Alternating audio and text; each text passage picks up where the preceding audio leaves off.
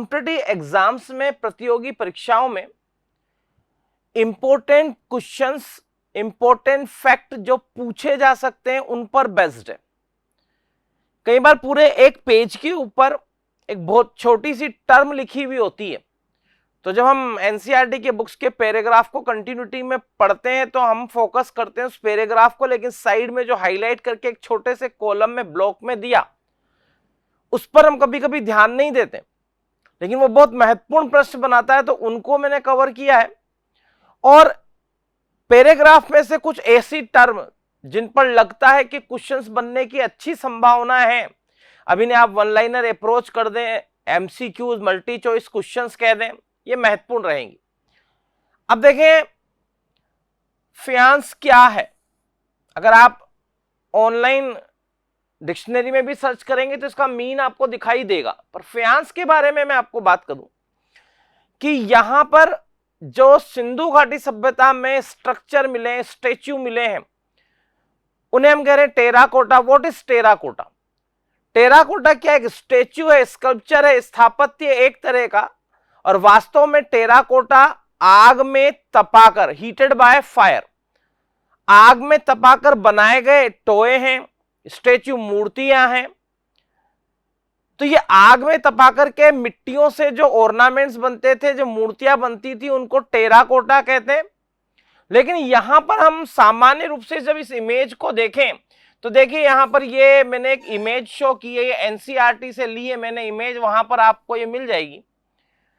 अफियांस port, और port का मतलब हिंदी मीडियम के स्टूडेंट जानते हैं पात्र, तो एक पात्र मिला। अब इसको जब तक एक्सप्लेन नहीं किया जाए किसी भी स्टूडेंट को, ये टेराकोटा, मेड बाय टेराकोटा लगेगा कि एक मिट्टी है, उसको बनाया पात्र को, पोर्ट को, और इसके बाद हीटेड बाय फायर, आग में तपाया, तो टेराकोटा का हो सकता है, may be possible that it is made by terracotta.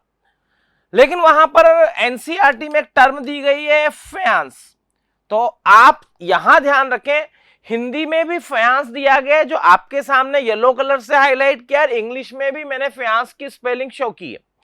दोनों को साथ लेने का उद्देश्य, कोई एक टर्म दी गई है और एनसीईआरटी ने उसे हिंदी में भी वही नाम लिखा है, तो मैं आपको वही शेयर कर रहा हूं। अब देखें फ्यांस क्या है, इस पर आपको ध्यान रखना, इसे टेराकोटा ना समझे। फ्यांस की स्पष्ट, a clear definition is there in chapter, उस चैप्टर के अंदर फ्यांस की स्पष्ट डेफिनेशन दी गई, लिटिल पॉट ऑफ फ्यांस। अब ये कह रहे हैं छोटे पात्र जो फ्यांस है, जो फ्यांस से बने हुए। आखिर फ्यांस क्या है? A material made of ground sand, वो धरती पर जो रेत पाई जाती है, सैंड, और सिलिका। सिलिका क्या है? वो जो रेत होती है वो सिलिका से ही तो बनी हुई होती है। तो साइंस के स्टूडेंट तो बहुत अच्छे से इसे समझते हैं कि जो रेत है उसमें सिलिका पाया जाता है। तो मैं चाहे इसको ये कह दूं कि वो फ्यांस जो रेत से बना हुआ है, वो जो फ्यांस है वो किससे बना हुआ है? सिलिका से बना हुआ है। इन दोनों का मिक्सचर है विद कलर। इसके अंदर क्या मिला दिया जाता था? रंग। एंड अ गम, गम का मतलब क्या होता है? एक चिपचिपा पदार्थ, गोंद।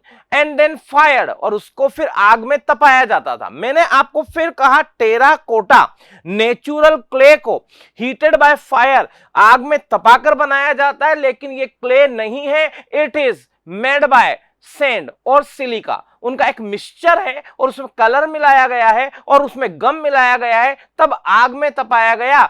वेयर प्रोबेबली कंसीडर्ड प्रीशियस, जो उस समय पर बहुमूल्य माने जाते थे, इनका एक अच्छा खासा मूल्य होता था। तो टेराकोटा से मोर प्रीशियस है, ये उनसे बहुमूल्य माने जाते थे, because they were difficult to make, क्योंकि उस समय पर इनका बनाना एक मुश्किल प्रक्रिया रहा होगा, एक इजी मेथड नहीं था, क्योंकि ये आसानी से नहीं बनते थे, इसीलिए महंगे हुआ करते होंगे टेराकोटा की तुलना में। और सारे स्टूडेंट ध्यान रखेंगे इस स्लाइड की सबसे important approach, point to be noted, what are faience. आखिर फ्यांस क्या है? फ्यांस क्या है? लिटिल पॉट्स हैं which are made by sand, ground, silica mixture with colour and गम।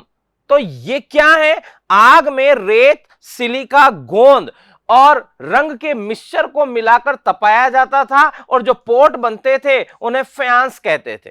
आपका एक महत्वपूर्ण क्वेश्चन तैयार हो गया है।